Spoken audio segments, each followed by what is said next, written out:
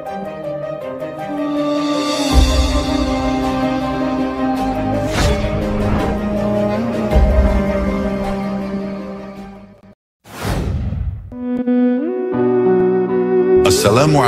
warahmatullahi wabarakatuh. Sahabat jejak sufi yang kami muliakan dimanapun Anda berada.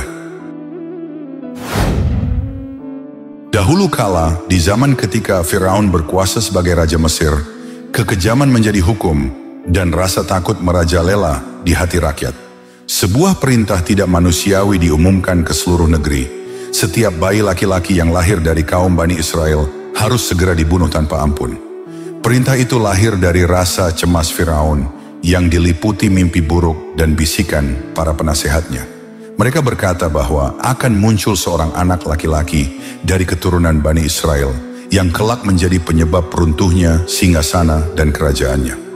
Demi mempertahankan kekuasaan, Firaun rela menumpahkan darah yang tak berdosa, menjadikan tangis bayi dan jeritan para ibu sebagai gema kesedihan di tanah Mesir. Hari-hari pun dipenuhi dengan kegelapan. Para prajurit istana berkeliling dari rumah ke rumah, mengintai setiap kelahiran. Bila terdengar tangisan bayi laki-laki, mereka akan segera merenggutnya dari pelukan sang ibu. Sementara air mata dan doa kesedihan tak mampu menghentikan kekejaman itu. Di tengah suasana yang mencekam, Allah Subhanahu wa Ta'ala menetapkan sebuah takdir yang luar biasa. Ada dua bayi laki-laki yang luput dari pembunuhan. Keduanya tumbuh hingga dewasa, meski jalan hidup mereka kelak sangat berbeda. Bayi pertama bernama Musa bin Imran. Dari rahim seorang ibu yang penuh doa, Musa tumbuh menjadi seorang lelaki pilihan Allah. Di masa dewasanya, dialah yang akan menjadi Nabi Agung, pembawa risalah Tauhid, yang dengan keberanian dan mukjizatnya mengguncang singgasana Firaun yang sombong. Musa adalah cahaya petunjuk bagi kaumnya, membawa mereka keluar dari belenggu perbudakan menuju kemerdekaan iman. Bayi kedua bernama Musa Samiri. Ia pun tumbuh besar dengan selamat, menyaksikan tanda-tanda kebesaran Allah, bahkan ikut bersama kaum Bani Israel dalam perjalanan panjang menuju kebebasan. Namun yang unik dari kisah dua bayi ini adalah perjalanan hidup mereka yang begitu berbeda sejak awal. Musa bin Imran, sang bayi pertama, selamat bukan karena kekuatan manusia, melainkan karena ketetapan Allah. Ibunya yang penuh cinta dengan hati bergetar menghanyutkannya ke sungai Nil. Sebuah peti kecil menjadi perahu takdirnya. Arus sungai membawanya menuju istana Firaun. Dan di sanalah, di tengah keluarga yang congkak dan mengaku sebagai Tuhan, Musa kecil justru dipelihara dengan penuh kasih sayang oleh istri Firaun. Ironi takdir ini begitu indah. Seorang calon Nabi Agung tumbuh di bawah naungan istana yang kelak akan ia guncang dengan kalimat Tauhid. Adapun bayi yang kedua, yang kelak dikenal sebagai Samiri, takdirnya pun ajaib. Saat ia baru saja lahir, ibunya diliputi ketakutan yang besar. Ia lalu menyembunyikan bayinya di sebuah gua yang gelap, lalu meninggalkannya begitu saja. Namun kasih sayang Allah meliputi segalanya. Tidak ada makhluk yang dibiarkannya tanpa perhatian. Kemudian Allah mengutus malaikat Jibril untuk merawat bayi Samiri. Sebagian riwayat menuturkan kisah menakjubkan. Setiap kali Samiri merasa lapar dan haus, malaikat Jibril mendekatkan jarinya ke mulutnya. Dan dari jari sang malaikat, keluarlah susu yang mengenyangkan. Dengan cara itulah Samiri tumbuh, bukan dalam dekapan seorang ibu, bukan pula dalam pelukan seorang ayah, melainkan dalam asuhan malaikat yang mulia. Bertahun-tahun lamanya Samiri diasuh oleh Jibril. Ia tumbuh menyaksikan sebagian keajaiban yang dimiliki sang malaikat. Ia mengetahui sesuatu yang tidak diketahui oleh manusia biasa. Ia pun tumbuh menjadi anak yang cerdas, pandai, dan menonjol di antara kaumnya. Salah satu keahlian yang dimiliki, ia bisa mempengaruhi orang-orang melalui ucapannya. Seiring berjalannya waktu, usia Samiri kian beranjak dewasa.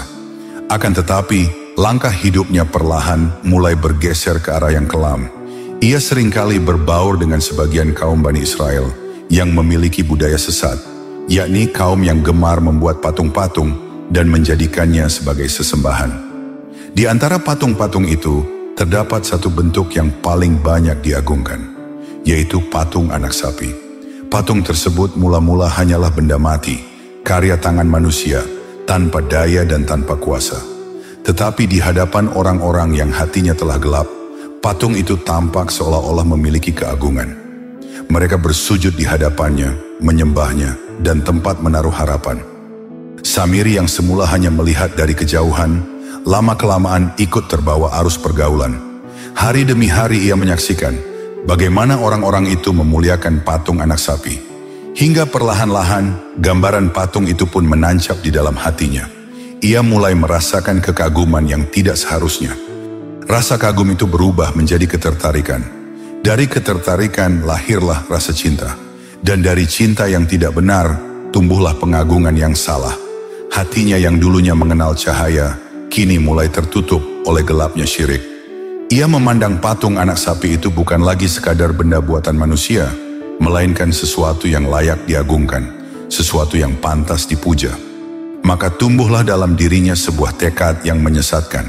Samiri meyakinkan dirinya bahwa suatu saat nanti ia akan menjadikan patung anak sapi itu sebagai sesembahan bagi seluruh kaumnya.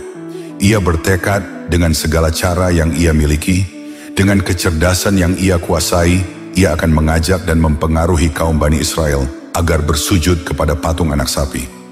Cita-cita yang terpatri dalam hati Samiri itu ternyata bukanlah sekadar omong kosong belaka. Ia benar-benar mewujudkannya dengan segala tipu daya.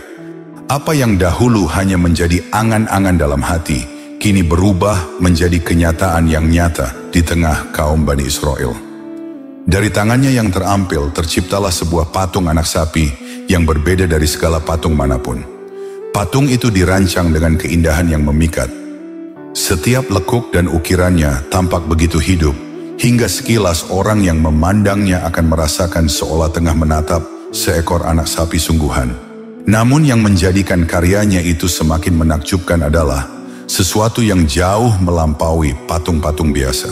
Bisa bergerak dan mengeluarkan suara seperti suara anak sapi. Peristiwa itu berawal ketika Nabi Musa alaihissalam berjuang menyelamatkan kaumnya dari kejaran Raja Fir'aun dan ribuan bala tentaranya. Setibanya di depan tepi laut, suasana begitu mencekam. Tidak ada lagi tempat untuk berlari. Sementara di belakang mereka, pasukan Raja Fir'aun semakin mendekat. Hal ini membuat kaum Nabi Musa semakin ketakutan. Mereka pun mulai menyalahkan Nabi Musa. Mereka menyesal karena telah menuruti ajakannya. Namun di balik semua itu, Allah bukakan jalan keselamatan bagi Musa dan kaumnya. Laut yang tampak tak bertepi itu terbelah dengan izin Allah. Melalui tongkat mukjizat yang diberikan kepada Nabi Musa, menghadirkan jalan yang kering membentang, bagaikan lorong agung di antara dinding air yang menjulang tinggi di kanan dan kiri. Dengan langkah penuh keyakinan, Nabi Musa mengajak umatnya menapaki jalan itu, meniti lorong laut menuju keselamatan. Namun ketika Fir'aun hendak turun ke laut yang sudah terbelah, kuda yang ia tunggangi tak mau bergerak.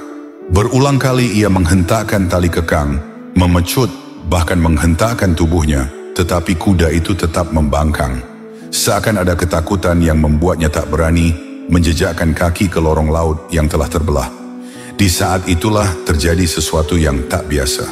Dengan izin Allah, muncullah malaikat Jibril alaihissalam menunggang seekor kuda betina yang menawan.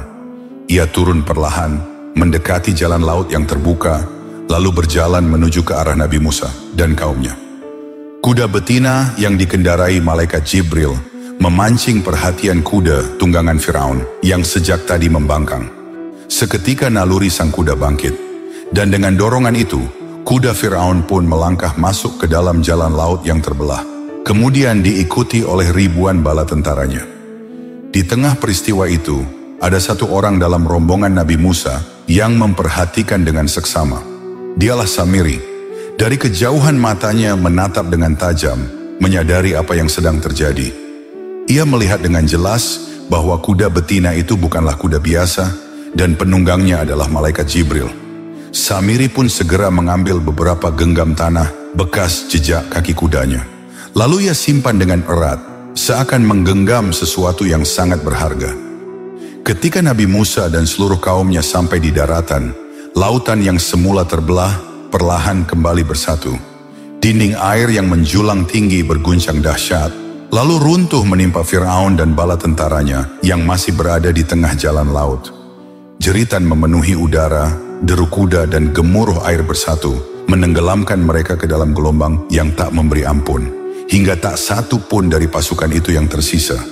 Pada akhirnya Nabi Musa dan kaumnya berhasil selamat. Mereka berdiri di seberang lautan dengan dada lapang, menyaksikan bagaimana kekuasaan Allah menenggelamkan tirani yang selama ini menindas mereka. Lautan kembali tenang, bagaikan tak pernah terbelah, menyimpan rahasia besar yang hanya bisa dipahami oleh orang-orang yang beriman. Setelah berhasil menyelamatkan kaumnya dari kejaran Firaun, Nabi Musa pun memimpin mereka menuju tanah yang dijanjikan, tanah Palestina. Perjalanan panjang itu penuh dengan ujian dan cobaan, hingga tibalah rombongan Nabi Musa singgah di sebuah desa. Namun, pemandangan yang mereka dapati justru mengguncang iman sebagian kaumnya. Penduduk desa tersebut ternyata penyembah patung anak sapi. Hati Bani Israel yang masih lemah kembali tergoda. Mereka pun berkata kepada Musa dengan penuh kelancangan, "Wahai Musa, buatkanlah untuk kami sesembahan sebagaimana mereka mempunyai beberapa sesembahan." Mendengar permintaan itu, Nabi Musa begitu marah. Bagaimana mungkin setelah Allah menyelamatkan mereka dari lautan yang terbelah, setelah mereka menyaksikan mukjizat demi mukjizat, mereka masih meminta dibuatkan berhala. Dengan suara tegas Nabi Musa mengingatkan kaumnya agar hanya menyembah Allah semata, Tuhan yang Esa. Namun sejak saat itu, bibit kesesatan mulai tumbuh dalam hati Samiri. Tatkala melihat patung anak sapi itu, kekagumannya kembali menguasai dirinya. Hatinya menjadi buta, diliputi hawa nafsu dan bisikan setan. Dalam benaknya ia bertekad, suatu hari nanti ia akan menyeret Bani Israel untuk menyembah anak sapi sebagaimana penduduk desa itu. Samiri pun teringat akan sesuatu yang ia simpan dengan penuh rahasia, segenggam tanah dari jejak kuda malaikat Jibril. Dengan keyakinan sesat yang ditanamkan setan, ia bertekad menjadikan tanah itu sebagai bahan pembuatan patung yang kelak akan ia pergunakan untuk menyesatkan kaum Bani Israel. Rencana Samiri untuk mewujudkan keinginannya akhirnya mendapat kesempatan. Saat itu Nabi Musa harus meninggalkan kaumnya untuk sementara waktu. Ia mendapat panggilan mulia dari Allah, yakni menerima wahyu agung berupa Taurat. Dengan penuh kepatuhan, Musa pun berangkat menuju Bukit Tursina. Semula ia hanya berniat pergi selama 10 malam. Akan tetapi, Allah kemudian menambahkan hingga genap 40 malam. Sebelum meninggalkan Bani Israel, Nabi Musa memanggil saudaranya, Nabi Harun. Dengan penuh kesungguhan ia berpesan, "Gantikanlah aku dalam memimpin kaumku, perbaikilah mereka, dan janganlah engkau ikuti jalan orang-orang yang membuat kerusakan." Harun pun menerima amanah itu. Ia sadar betapa keras kepala kaum Bani Israel, namun ia tetap menggenggam kepercayaan yang diberikan Nabi Musa. Kesempatan ini segera dimanfaatkan oleh Samiri. Ia mendekati kaum Bani Israel dan dengan tipu daya membujuk mereka untuk mengumpulkan semua perhiasan emas yang mereka bawa sejak keluar dari Mesir. Perhiasan itu kemudian dilebur di atas api hingga meleleh, menyala bagai logam cair. Kemudian dengan keahliannya, cairan emas tersebut ia bentuk menjadi patung anak sapi. Setelah patung itu terbentuk, Samiri mengeluarkan segenggam tanah yang ia simpan, tanah dari jejak kuda malaikat Jibril yang pernah ia ambil dalam perjalanan. Lalu ia menaburkannya ke patung anak sapi tersebut. Seketika patung buatannya itu bisa bergerak dan mengeluarkan suara. Melihat itu, Samiri girang bukan kepalang. Kemudian ia segera membawa patung ciptaannya dan mempamerkannya ke tengah-tengah kaum Bani Israel. Mereka pun bertanya kepadanya, "Apa itu wahai Samiri?" Samiri menjawab, "Ini adalah Tuhan kalian dan Tuhan Musa." Mereka bertanya lagi, "Tapi Musa sekarang sedang pergi menemui Tuhannya." Samiri menjawab lagi, "Rupanya Musa lupa, dia pergi untuk menemui Tuhannya di tempat lain, padahal Tuhannya ada di sini." Lalu untuk meyakinkan kaum Bani Israel, Samiri kembali menaburkan tanah, bekas jejak kuda malaikat Jibril. Patung itu pun bisa bergerak dan mengeluarkan suara. Bani Israel dengan kebodohan mereka justru terpesona. Mereka percaya pada tipu daya Samiri dan akhirnya mereka sujud menyembah patung anak sapi tersebut. Samiri ternyata memang sengaja melakukan demikian. Ia melihat situasi di mana Bani Israel rindu untuk menyembah berhala. Kemudian ia memanfaatkan dengan membawakan patung anak sapi bagi mereka yang terbuat dari emas dan mampu berbicara. Waktu itu Bani Israel pun terpecah menjadi dua golongan. Ada yang kembali menyembah berhala, ada pula yang tetap teguh keimanannya. Namun kebanyakan memilih kembali pada kesesatan. Hanya segelintir yang tetap mempertahankan ketauhidannya. Perbuatan Samiri akhirnya menyebar ke seluruh kaum. Hingga pada suatu hari, Nabi Harun sangat terkejut melihat Bani Israel menyembah patung anak sapi emas. Nabi Harun yang kala itu dititipkan tanggung jawab oleh Nabi Musa untuk menjaga kaumnya, kemudian mendatangi mereka untuk menasihati. Beliau berkata kepada mereka, "Kalian telah dibodohi dengan patung anak sapi. Samiri telah memanfaatkan kebodohan kalian. Patung itu bukanlah Tuhan kalian, bukan pula Tuhan Musa. Akan tetapi mereka yang menyembah patung anak sapi tidak menghiraukan peringatan Nabi Harun. Bahkan mereka mengancam akan membunuhnya." Mendapati pertentangan itu, Nabi Harun pun tak kuasa melawan. Nabi Harun tidaklah sekuat Nabi Musa. Nabi Musa tubuhnya kekar dan tinggi, tidak seperti dirinya, sehingga ia tidak ditakuti oleh kaum Bani Israel. Setelah 40 hari berlalu, pulanglah Nabi Musa dari Bukit Tursina. Ketika beliau mendatangi kaumnya, beliau terkejut mendengar teriakan dan kegaduhan kaumnya yang tengah menari-nari menyembah patung anak sapi. Dengan penuh amarah, Nabi Musa berkata, "Alangkah buruknya perbuatan yang kamu kerjakan sesudah kepergianku." Melihat kedatangan Nabi Musa, mereka pun ketakutan dan segera menghentikan perbuatannya.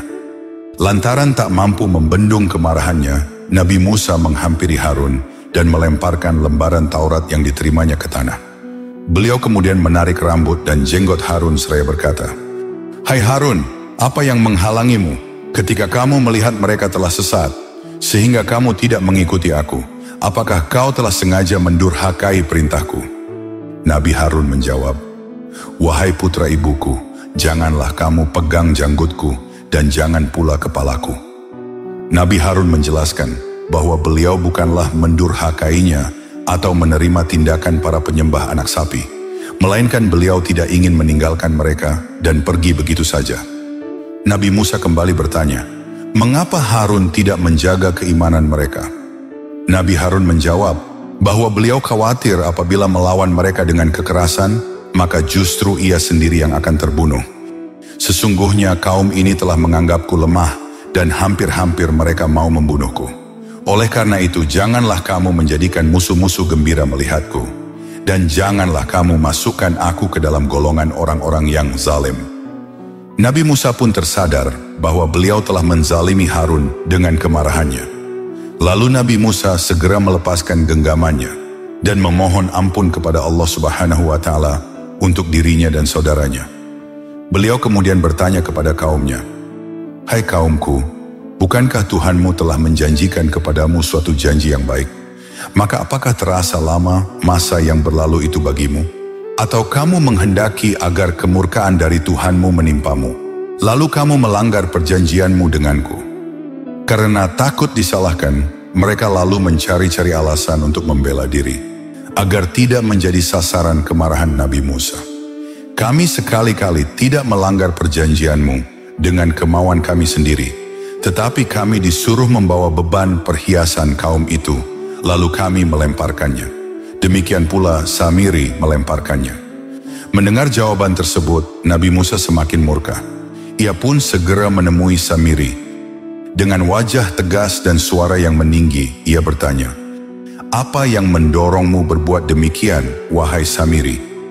Namun Samiri menjawab dengan enteng, tanpa rasa bersalah, seolah perbuatannya adalah sesuatu yang benar.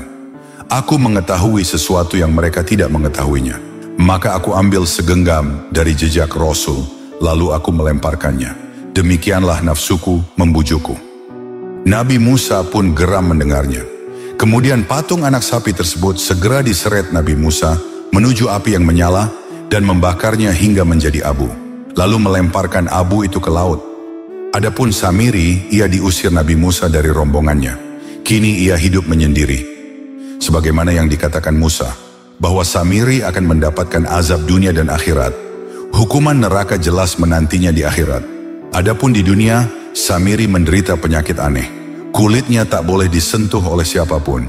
Jika seseorang menyentuh kulitnya, Samiri merasakan panas membakar kulitnya. Akibatnya seumur hidup, dia selalu berkata kepada orang lain, "Jangan sentuh aku, menjauhlah dariku." Itulah hukuman bagi Samiri, sang pelaku kesyirikan. Demikianlah kisah tentang seorang yang bernama Samiri, di mana saat ia bayi diasuh oleh malaikat Jibril. Tapi ketika di akhir hayatnya justru menjadi musuh Allah.